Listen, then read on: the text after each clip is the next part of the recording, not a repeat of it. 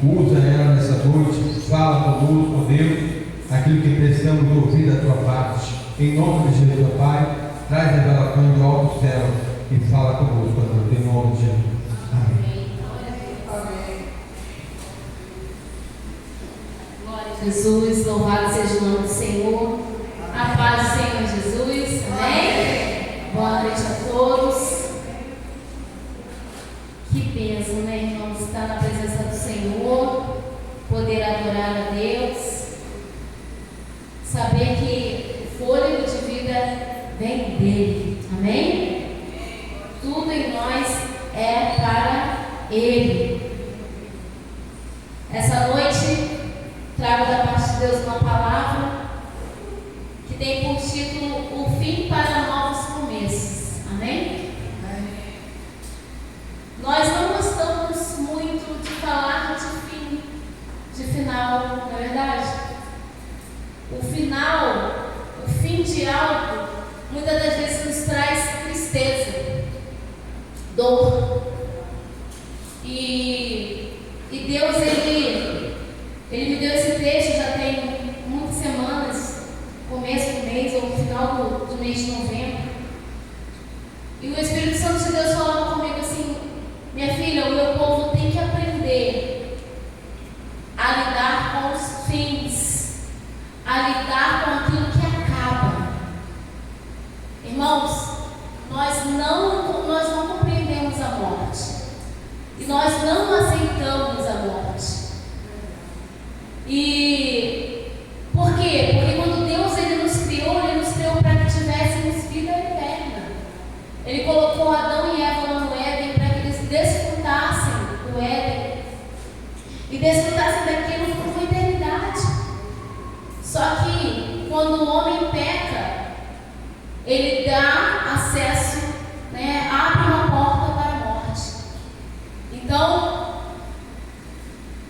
o que nós temos que aprender é que Deus, Ele é alfa e Ele é ômega. Ele é o quê? Ele é o princípio e Ele é o fim. Então, todas as coisas estão no domínio dEle. E nós temos que tentar entender isso. Eu venho questionando muitas coisas acerca da igreja, do ministério. Deus me fala assim: minha filha, às vezes parece que é o fim, mas eu permito que pareça que é o fim para que eu venha trazer um novo começo.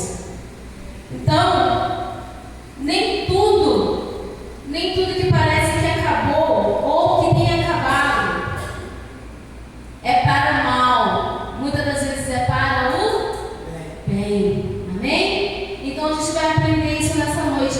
Abre aí. Eu quero um texto introdutório em Eclesiastes, capítulo 7. Salomão, quando foi incentivado por Deus a escrever Provérbios e Eclesiastes, Deus inspirou profundamente Salomão. Ele foi profundamente inspirado por Deus. E aqui no capítulo 7, no versículo 8, nessa versão vai dizer assim, 7, 8 vai dizer: a conclusão dos assuntos é melhor que o seu início. Olha que tremenda essa tradução. A conclusão. O que seria a conclusão? Você começa a discutir com alguém, a conversar algo com alguém, e muitas das vezes naquele início fica acalorado, parece que um não está entendendo o outro, mas de repente ali Deus vai tomando a direção e a conclusão vai vindo e você consegue se expressar, porque, irmãos, diálogo é tudo. Seja no relacionamento conjugal, seja no relacionamento interpessoal, entre pessoas. Você quer ver uma pessoa que sofre muito? É uma pessoa que não consegue conversar com as outras pessoas. Porque ela vai acumulando os sentimentos, ela vai sofrendo internamente e o inimigo vai ganhando campo na mente dela, na vida dela. Porque ela não se expressa, porque ela não se abre. E Deus, Ele nos chamou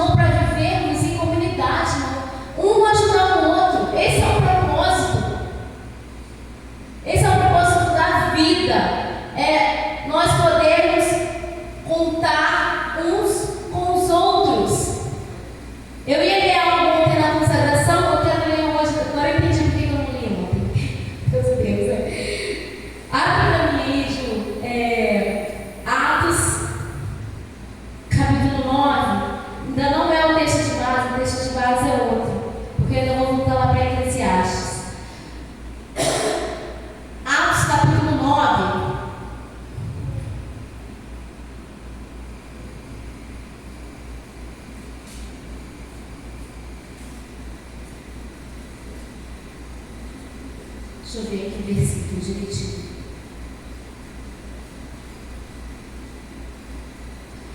Versículo 19.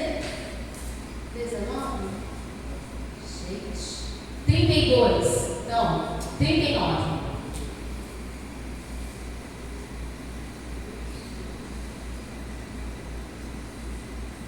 Atos 9, 39. Vai dizer assim: então, levantando-se Pedro, partiu com eles. Assim que chegou, levaram-no ao aposento do andar de cima da casa. Todas as viúvas o rodearam, chorando, mostrando-lhe os vestidos e as outras roupas que Dorcas havia feito para elas, enquanto ela estava viva. Pedro é convocado para ir a um velório. E ele vai até esse velório. E ele chega na casa de uma mulher chamada Dorcas. E quando ele chega lá, toda aquela comunidade de mulheres, as viúvas daquela comunidade rodeiam Pedro e falam: essa mulher, ó, esse vestido aqui, foi ela que fez para mim. Eu não podia comprar um vestido e ela sentou lá, não tinha máquina de costura, eu acho, nessa época, não, né, irmãos? Quem sabe? Mas ela devia costurar tudo na mão, irmãos. Ainda torna o negócio mais edificante ainda, era tudo feito à mão. E aquela mulher, ela se empenhava, ela tinha prazer em ajudar o próximo. A igreja está entendendo o que Deus está falando?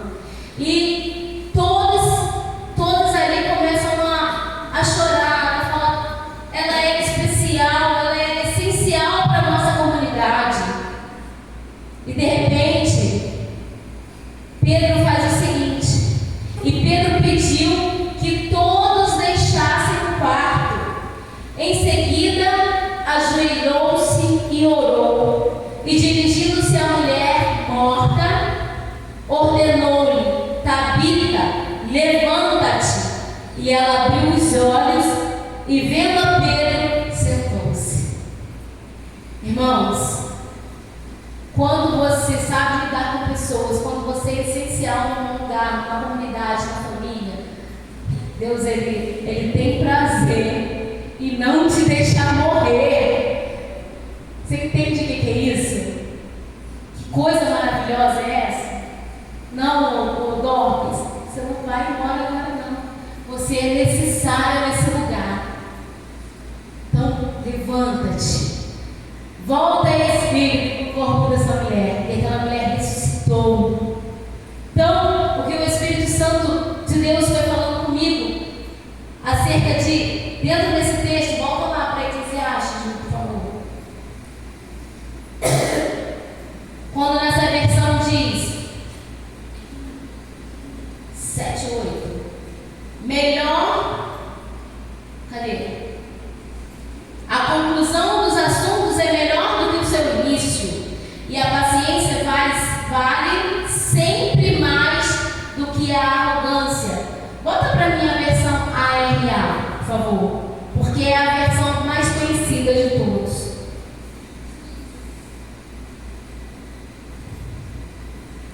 7:8, ó. Melhor é o fim das coisas do que o seu princípio. A primeira vez que eu li isso, eu fiquei chocada. Como assim? A melhor coisa é você pegar um recém-nascido no colo. Falar que nasceu alguém. E a coisa mais triste é você ir para um velório. Morreu alguém. Alguém nos deixou. Mas Salomão fala: melhor é o fim das coisas do que o seu princípio. E melhor é o paciente, que é a pessoa que tem paciência, né? O paciente, do que o arrogante. Então, por que ele fala exatamente isso? Porque ali, quando a gente está no velório, nós ficamos mais quebrantados. Nós paramos para ouvir a voz de Deus. A gente começa a olhar para as coisas e falar assim: poxa, eu tenho que consertar as coisas da minha vida, porque senão eu não posso acabar. Você começa a refletir, você começa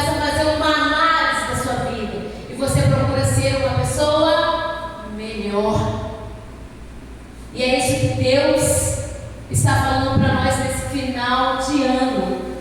Que você pegue este final e torne o seu começo melhor do que esse final. Eu sei que 25 foi muito ruim para muitas pessoas. Foi difícil, espinhoso, mas Deus pode fazer um 26 melhor para você. Com tudo que você aprendeu ao longo desses 365 dias, amém? Louvado seja o nome do Senhor. Abre para mim agora o nosso texto de base, que é o Evangelho de Jesus segundo escreveu Lucas. Eu vou ser breve, tá, irmãos? Só vou entregar o que Deus mandou para a gente ser feliz. Lucas 7.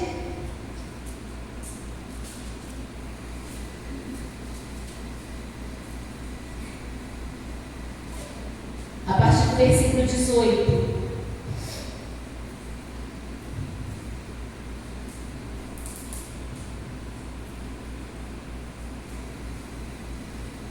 Lucas 7, 18. Diz assim o texto: Então os discípulos de João lhe relataram todos esses acontecimentos. E João, chamando 2 deles, enviou-os ao Senhor para lhe perguntar: És tu aquele que está para chegar, ou havemos de esperar outro? E assim que os discípulos de João se aproximaram de Jesus, lhe explicaram: João Batista mandou-nos para vos indagar: És tu aquele que está para chegar, ou havemos de esperar outro?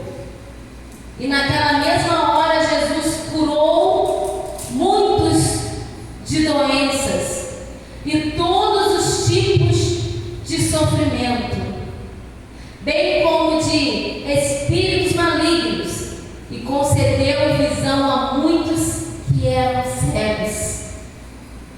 Depois disso declarou ao mensageiro: Ide e relatai a João tudo o que vistes e ouvistes. Os cegos veem, os aleijados andam, os leprosos são purificados, os surdos ouvem, os mortos são ressuscitados, e o Evangelho é pregado aos pobres. E mais, bem-aventurado é aquele que não se escandalizar por minha causa. Aleluia. Louvado seja o nome do Senhor. Louvado seja o nome do Senhor. Glória a Deus. Louvado seja o nome do Senhor. Aqui nesse episódio, irmãos, João está no cárcere. E no dia seguinte, ele vai ser decapitado. A cabeça dele vai ser entregue numa bandeja pela filha de Herodias, por Salomé. Salomé vai pedir a Herodes a cabeça de João Batista. E João já sabe da sentença dele. A igreja está comigo aqui?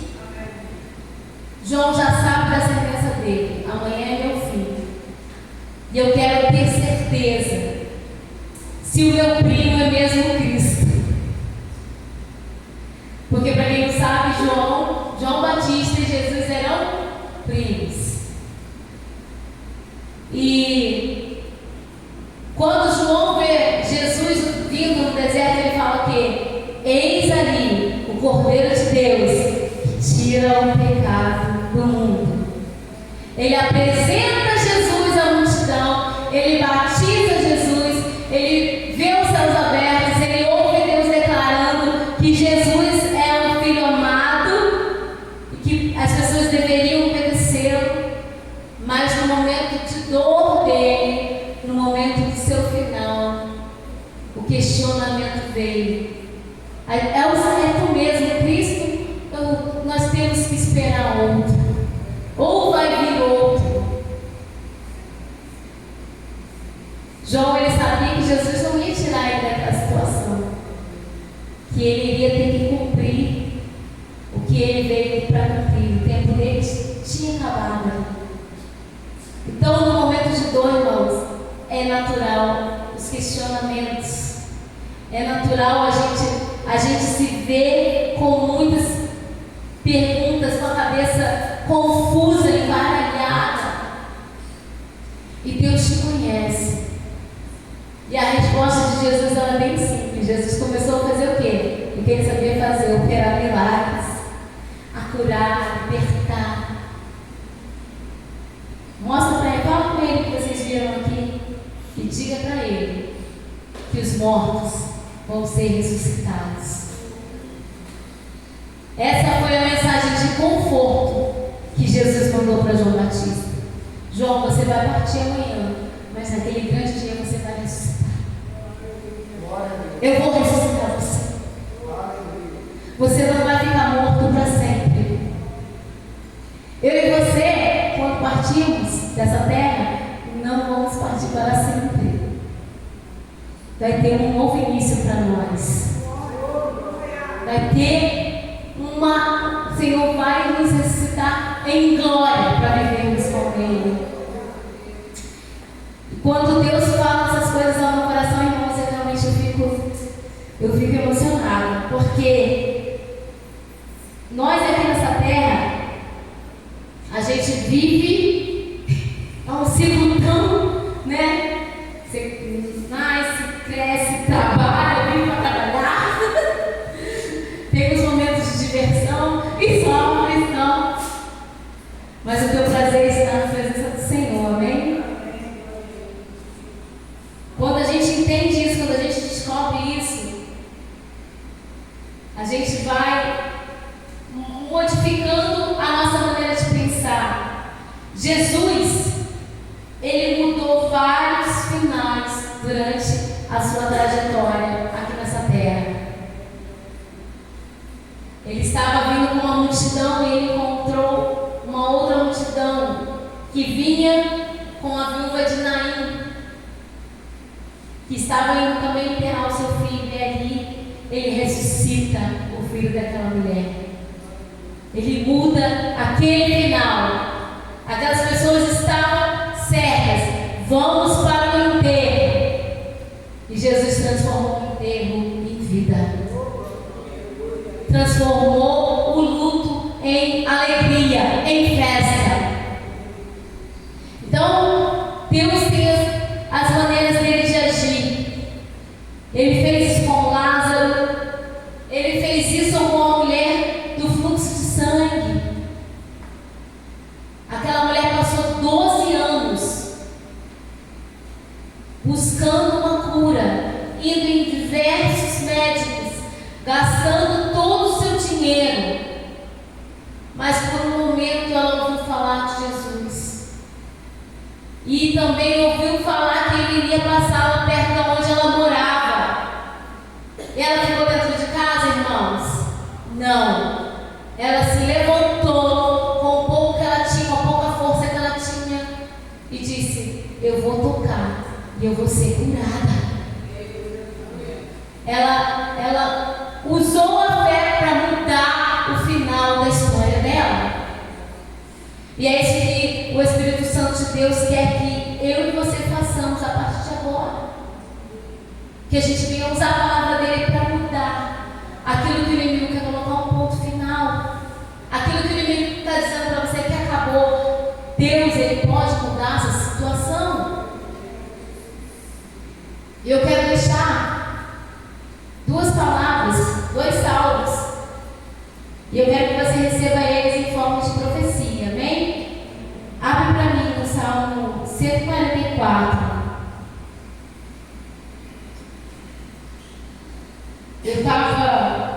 Eu passei pelo livro de Salmos recentemente, e exatamente no dia que eu li esse número, esse 144, eu estava preocupada com algumas coisas. Quando nunca, né? Estava eu lá, ai Senhor, como é que vai ser? Como é que vai ser?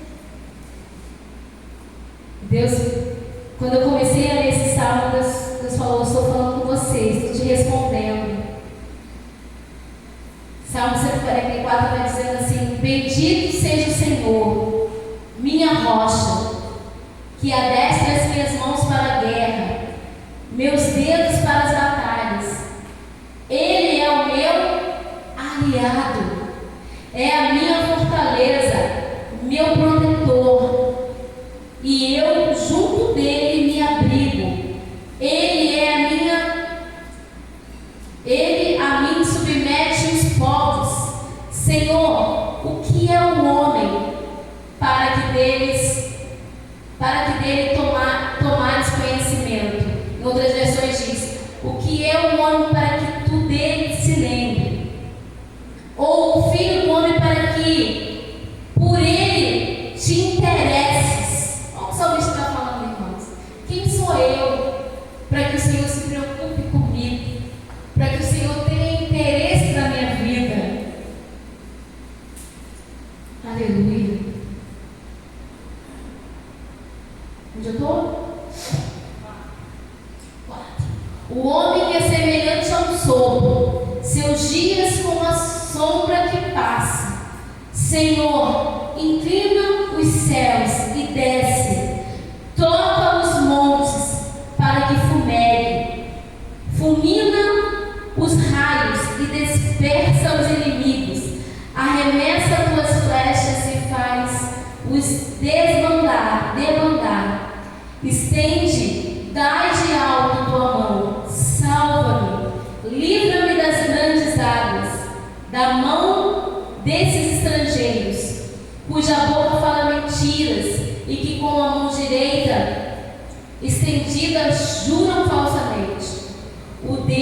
Ó Deus, eu te cantarei um cântico novo, tocarei teus louvores na harpa de 10 cordas. És tu que dás a vitória aos reis, que dá cruel espada salva Davi teu servo. Salva-me e livra-me da mão dos estrangeiros, cuja boca fala mentiras e que com a mão direita estendida jura falsamente. Quando os nossos filhos serão como plantas já desenvolvidas na adolescência, nossas filhas como colunas bem esculpidas, como obras de arte, que ornam um palácio. Nossos celeiros, repete comigo essa parte, irmãos. Nossos celeiros estarão repletos, fornecendo provisões e mais provisões. Nossos rebanhos se multiplicarão, as milhares das dezenas de milhares, pelos nossos campos. Nossas reses andarão prenhes, não haverá brecha, e nem ataque, e nem alarme em nossas praças. Feliz o povo ao qual assim sucede, feliz o povo cujo Deus é o Senhor. Aleluia! Na tua casa vai ter provisão, o teu alimento vai ter sempre na tua mesa. O teu trabalho sempre vai ser algo que vai te fornecer, amém? Você vai conseguir pagar suas contas em nome de Jesus. A provisão do Senhor vai estar sobre o seu lar em 2026, em nome de Jesus. Eu quero profetizar isso para mim e para você nessa noite. Eu quero declarar: só o Senhor é Deus na nossa vida, na nossa história. Ele conhece você, Ele sabe como é que está o seu coração, Ele sabe como é que está a sua mente. Mas Ele está dizendo para mim e para você: deixa eu tomar conta dessa situação. Entrega para mim. Irmãos, o diabo, ele sempre tenta nos prender no problema, principalmente naqueles que a gente não pode resolver. Ele fica ali, ele fica dominando a nossa mente, nos aprisionando. E Deus diz essa noite para mim e para você: estou libertando, estou te tirando desse cativeiro, estou quebrando isso na sua mente hoje, em nome de Jesus. Eu, Senhor, sou a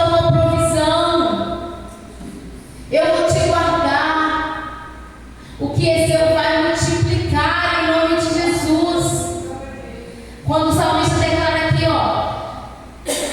todas as nossas vacas vão estar prenhas, vão estar grávidas.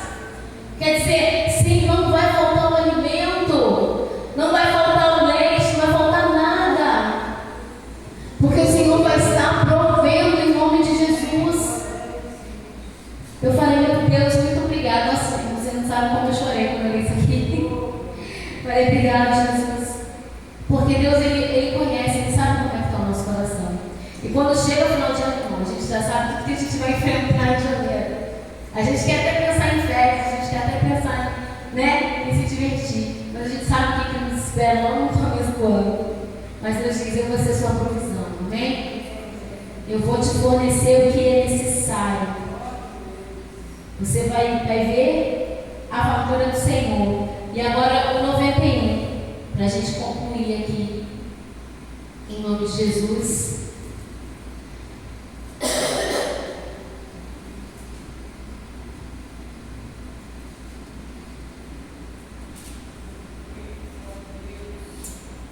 Deus, obrigado, Jesus.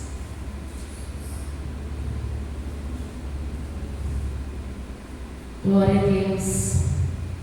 Aquele que vive na habitação do Altíssimo e descansa à sombra do Todo-Poderoso, desfrutará sempre da sua proteção.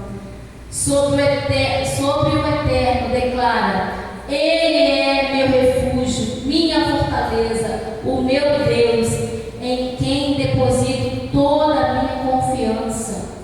Ele te livrará do laço do inimigo ardiloso e da praga mortal. Ele te cobre com as suas plumas e debaixo de suas poderosas asas te refugias. Sua fidelidade é escudo, é armadura. Não temas o terror que campeia na calada da noite, tampouco a seta que procura seu alvo durante o dia. Não temas a peste que se move sorrateiramente nas trevas, nem o demônio que devasta ao meio-dia. Ainda que caia 1000 ao teu lado e 10.000 à tua direita, tu não serás atingido. Somente os teus olhos perceberão e contemplarão a retribuição destinada aos ímpios. Porquanto afirmastes: o Senhor é o meu refúgio, e fizestes do Altíssimo a tua morada. Nenhum mal te alcançará, desgraça alguma chegará à tua tenda. Se aproveite, irmãos, recebe aí. Porque os seus anjos Ele dará ordem ao teu respeito, para que te guarde em todos os teus caminhos. Com as mãos eles te sustentarão, para que jamais tropece em alguma pedra. Poderás pisar sobre o leão e a víbora, pisotearás o leão forte e a serpente mais vil. Porquanto Ele me ama, eu o resgatarei, eu o protegerei, pois este conhece o meu nome. Sempre que chamar pelo meu nome, Ele te responder, estarei sempre com Ele, nos momentos mais difíceis, quando enfrentar tribulações. Eu o resgatarei e farei que seja devidamente honrado. Eu o contemplarei com vida longa e lhe revelarei a minha salvação. Assim diz o Eterno. Amém? Deus, Ele está deixando uma palavra de honra para nós nessa noite. Ele está quebrando o teu coração, o meu coração. Ele está dizendo: se esconde debaixo da minha sombra, fica debaixo das minhas asas, no meu esconderijo.